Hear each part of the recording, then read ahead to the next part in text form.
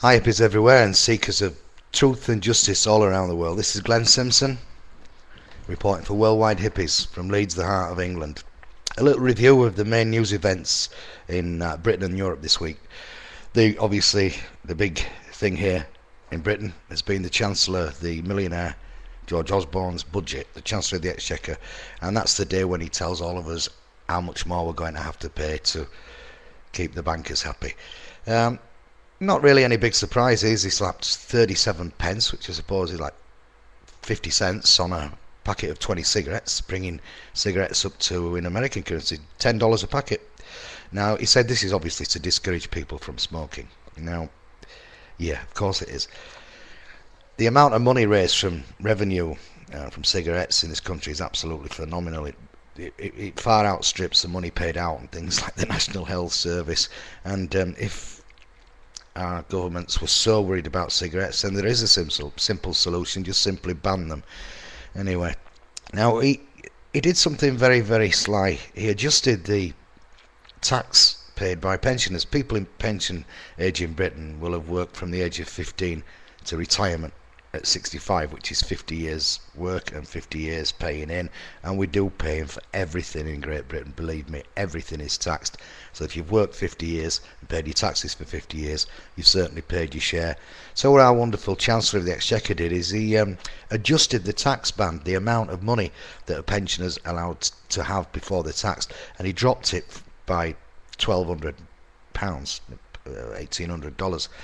That leaves pensioners losing up to £200 a year each. Now, I don't know if he sees pensioners as parasites or something, or perhaps he thinks that they should be punished. Somebody has to pay for some of the other things that are going on, which brings me around to the only good news in the budget. Fabulous news if you're a millionaire. Now, Mr. Osborne, we have a tax in Britain. It's called millionaire tax, and it's quite simple. If you get £1 million, you pay 50% of it, 50 pence, in taxes, and that's how it's been for a while. A lot of people think, well, $500,000's okay for me, I'd be happy with that. Well, our wonderful Chancellor, and obviously bearing in mind that he had a little surplus of money after robbing the pensioners, has reduced the millionaire tax from 50% to 45%.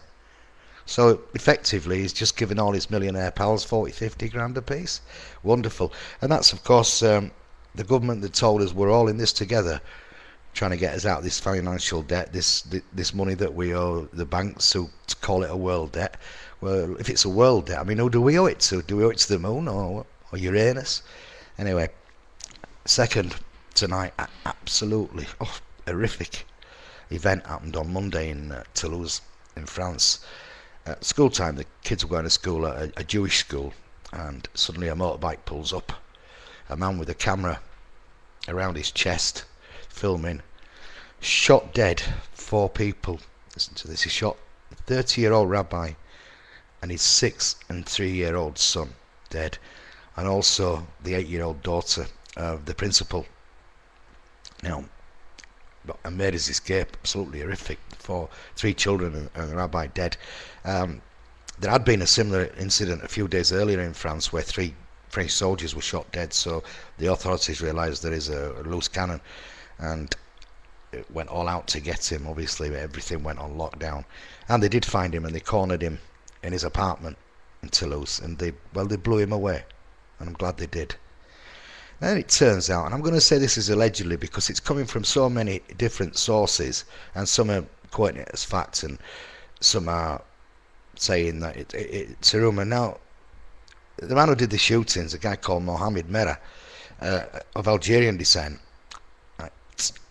it's alleged that he had been sent to prison in Afghanistan for running a bomb-making factory and then escaping, and escaped, and he's in France. Now we're told that the anti-terror cops had him on their watch list. They knew what he was doing. Well, they weren't watching him that well, were they? If they only applied the same kind of zeal to chasing terrorists that they do to harassing innocent people at airports in the name of security, those 3 children and that rabbi would be alive today. Anyway, sports. Saturday evening, last Saturday evening in England, a massive football game going out live on satellite TV, again between the teams called Bolton Wanderers, Tottenham Hotspur, home in London, to Bolton Wanderers. Full stadium, 40,000+ people. Game had been going on about 40 minutes or so, and not involved in the run of play or anything, and away from everything on the field. One of the Bolton Wanderers players, a lad called Patrice Mwamba, 23-year-old, dropped down to the ground with a heart attack. Of course, the medics and the physios they were straight on there, and this is all now going out live on TV. Now, for 10 minutes, they did absolutely everything they could. They used while he was laid on the pitch, they used defibrillators. They gave him mouth to mouth. He was surrounded by all these doctors and mates, and the players were stood aghast. In fact, one player was on his knees praying. The whole stadium was just stood silent and like this, just horrible. Anyway, they fired Patrice Mwamba off to a London hospital pretty quickly, and the referee, the players didn't want to continue with the game. There's no way the game could continue, and they abandoned the game, and everybody just walked home. And this is all running live on the sports channels, and it's making the news channels, and everybody in the country is really worried about Patrick Mwamba and thinking, well, to be honest, I think everybody thought the worst, that the poor lad had died. Anyway, they took him to a London hospital, and they kept releasing odd bits of information that he was coming out, that he was critical, in a critical state in intensive care, and that seemed to go on through into the next day. There were a few soccer games in England on Sunday, and every game that was played, the whole of the crowd and the players and everybody involved stood and gave 1 minute's applause in support of Patrice Mwamba, and the players were wearing t-shirts with Get Well Patrice, etc. on them. I think everybody in the country felt the same way. We were all on edge and waiting to find out what had happened to this lad. It came Monday, and they said that he was stabilising, but still in this critical condition.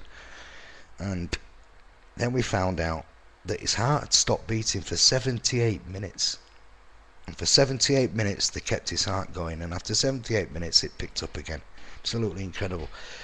On Thursday he came round a little bit and asked his father, who was at his bedside, why was the match abandoned?